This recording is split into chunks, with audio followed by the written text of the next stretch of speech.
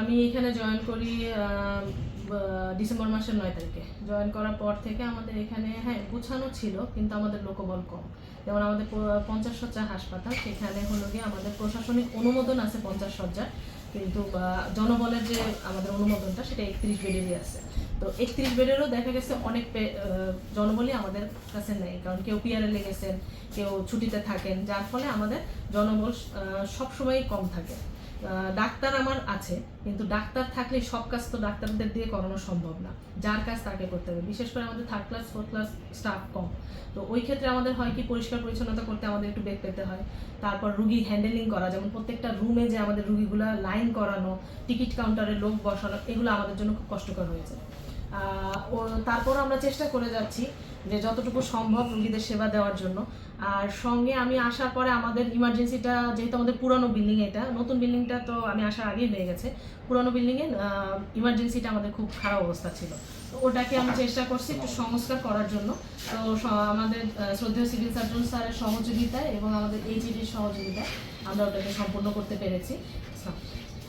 সম্পূর্ণ করে এখন আমরা ওখানে আমাদের কাজ আগের চেয়ে করতে সুবিধা হচ্ছে। কারণ হলো একটা পরিবেশটা, সবটা জায়গায় কাজ করতে গেলে পরিবেশটা ভালো না হলে সেক্ষেত্রে আমরা কাজ করতে পারি না। তো আমরা চেষ্টা করে যাচ্ছি যে সব জায়গার এই পরিবেশটা যেন ভালো থাকে, যার জন্য আমরা কাজ করতেও ভালো লাগে, আবার আমাদের রুগীরাও যেন সেবা নিতে স্বাচ্ছন্দ্য বোধ করে, এই চেষ্টাই করে যাচ্ছি। আউটডোরের যেটা টিকিট, সেটা হলো গিয়ে আমাদের এখানে উপজেলার মাধ্যমে একটা মিটিংয়ের মাধ্যমে এটা রেজুলেশন করা আছে 5 টাকা।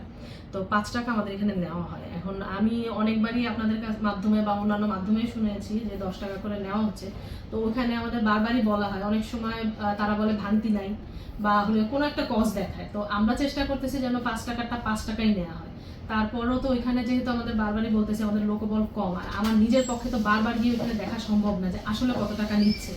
তো ওইটা আমরা চেষ্টা করতেছি যাতে 5 টাকাটা 5 টাকাই নেওয়া হয়। আর ভর্তি পেশেন্টের ক্ষেত্রে যেটা বললেন সেটা হলো 8 টাকা, কিন্তু ওইখানে অনেক সময় ওই যে বলে যে ভাঙতি নাই বা ইয়ে নেই, ওই ক্ষেত্রে ওই 8 টাকার জায়গায় 10 টাকা চলে আসে। তো এটাও আমি ওদেরকে, আপনারা বলছেন বা আমিও বারবার বলতেছি, বলে আমরা চেষ্টা করছি ওটা যেন আর সামনের দিকে না হয়। এই যে আল্ট্রাসোনোগ্রাম, এক্সরে, এগুলোতে কিন্তু ওই মানে কিছু টাকা বেশি না। আল্ট্রাসোনোগ্রাম আমি আগের কথা আমি জানি না, আমি আগের কথা কিছুই বলবো না। আমাদের সরকারি যে রেটটা 220 টাকা করে, আমাদের আল্ট্রাসোনোগ্রাম কিন্তু 220 টাকা করে, 300 করে নেয়। না 220 টাকা। আপনি যদি চান আমি আপনাকে রিসিট দেখাইতে পারি। না রিসিট ঠিক আছে, কয়েকজন বলছে আর কি, ধরেন ওইটা হয়তো আগে করেছে তারা।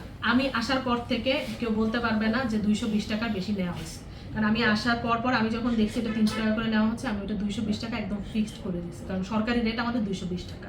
তো এর বেশি আমার 1 টাকাও নেওয়া হয় না, এবং রিসিট আমার কাছে আছে, যদি আপনারা চান আমি রিসিটও দেখাতে পারি। আচ্ছা, আপনি কি মনে করেন সবকিছু মিলে এই হাসপাতালের অবস্থান এখন কেমন? হাসপাতালের অবস্থান কখনোই সম্পূর্ণ 100% ভালো করা যায় না। চেষ্টা করতেছি আমরা 60%ও যদি ভালো করতে পারি, ওইটাই আমার কাছে অনেক কিছু। তো আপনারাও সাহায্য সহযোগিতা করবেন, কোনো ভুল ত্রুটি থাকলে আমাদেরকে দেখাবেন, যাতে আমরা ওই জায়গায় কাজ করতে পারি।